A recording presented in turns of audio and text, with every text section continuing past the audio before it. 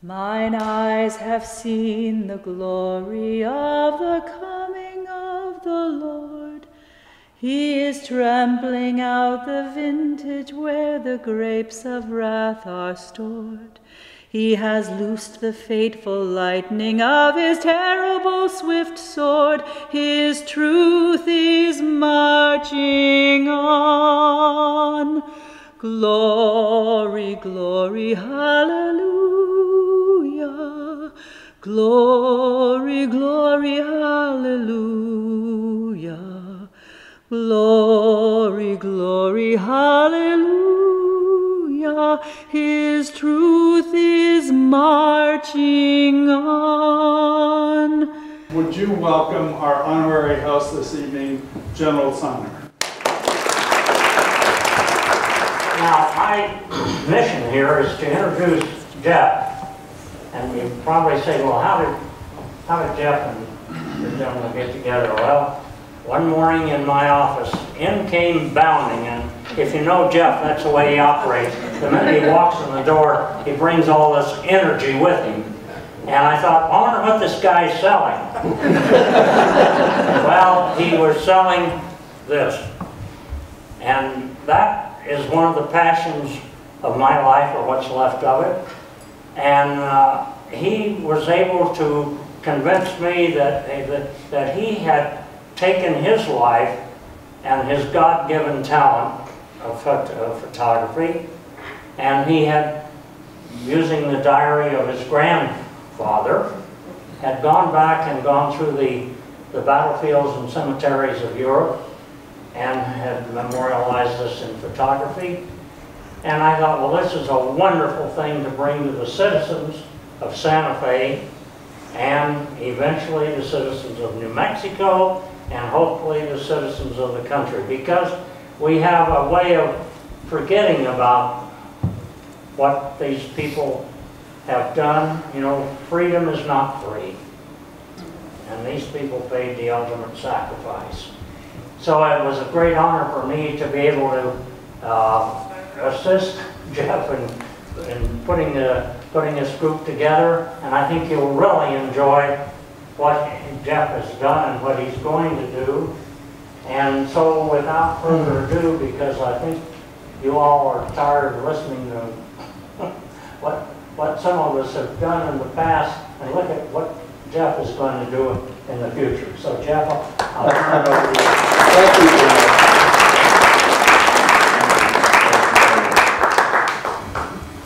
Well, thank you, General. From the bottom of my heart, thank you. Well, I have a room full of friends and family. Some of you I've known really all my life. And this is a great honor to be able to share my story and my journey. Tonight we are going to honor America's heroes, our veterans, all of our veterans, and all of our men and women in uniform. But especially this evening, we're going to honor our World War II veterans. I'd like to introduce my good friend Jack Port. Jack, would you please stand up so everyone can see you? A lot of the things that we're going to talk about this evening, Jack was there. D-Day, the breakout, the liberation of France, the dreaded Hurtgen Forest, and the Battle of the Bulge. Jack went through 196 days of combat. And Jack and I have spent the last 4 D-Days together in Normandy. We've become very special friends. Well, Jack has told me, and all the World War II veterans that I thank for all they have done for us, their answer is usually the same. Well, we were just doing our job. Just doing our job. Their job was to save the free world. Some job. There is no way we can ever thank you all enough.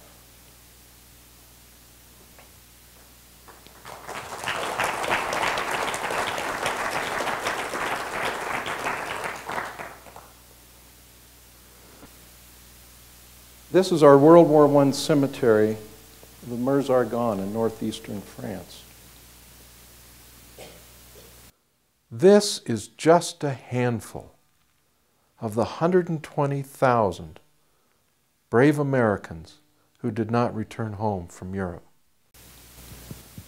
35,000 from World War I and 85,000 from World War II.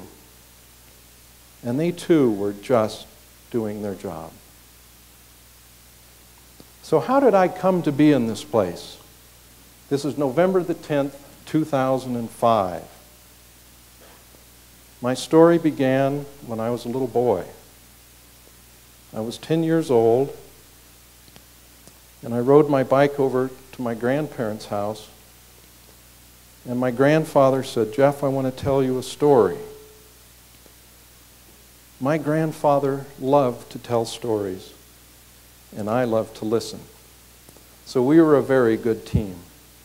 Well, that day I was with Granddad, and he sat me down on the sofa in the living room. And he said, "Jeff, when I was in the war, there's a special story I want to tell you. It was in the Argonne sector. And oftentimes I was in the infantry, but oftentimes I worked and helped the medical corps." And Granddad said he was out in no man's land one afternoon looking for American soldiers that were wounded so he could take them back to the hospital tents. And he said out in front of a tree, just in front of him, a German popped out with his hands held high. And Granddad says, "I was on my guard, and I was nervous about this." But he said the German walked up to me slowly, and he handed me his Luger. So then Granddad went out to the garage, and he came right back, and he was holding the Luger in his great big hand. And he leaned over, and he put the Luger in my little hands. So that's when this began. These are my grandparents, George and Dorothy Carlson, and I had just graduated from high school. But all through our growing up years, my siblings and I always knew that Granddad was in World War I, and we always knew that he kept a diary during the war. And he was always telling us stories. Here's my grandfather at age 24. This photograph was taken in Germany during the occupation. The first time I held this diary in my hands, I was probably in the 8th grade, and I remember I took it out of Granddad's desk, and I flipped through it, and I probably read a few lines. And very honestly, it didn't mean anything to me. I didn't understand what he was talking about. And I put it back. But I knew then this was something that was extremely special. So when my grandfather passed away in 1983, my mother, thank you, Mom, gave me his diary and my grandfather's division book. And every time my grandfather got dressed up, he always wore his division pin of the 89th Division, which I'm wearing this evening. So now I have the diary. Annie and I are raising our family. And it goes in the safe. Then about 15 years ago, I took it out. And I carefully read it. I was fascinated. Then I transcribed it. Then I bought maps of Europe and mostly France and plotted his entire path. And then I thought, well, I've got to go. 2002 was the first trip in Normandy for D-Day, so that was my first one, Jack.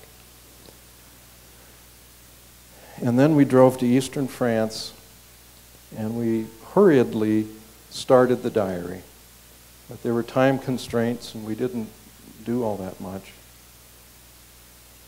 So then in 2005, plan a more aggressive trip and with a lot more time. I had 5 weeks planned, and I wanted to be in Europe and France at the same time of year that the American Army was there, and the time of year that my grandfather fought in the battles of Saint Mihiel and the Meuse-Argonne. So it was a magnificent trip. With a glory in his bosom that transfigures you and me, as he died to make men holy, let us live to make men free. While God is marching on, glory, glory, hallelujah. Glory, glory, hallelujah. Glory, glory, hallelujah. His truth is marching on.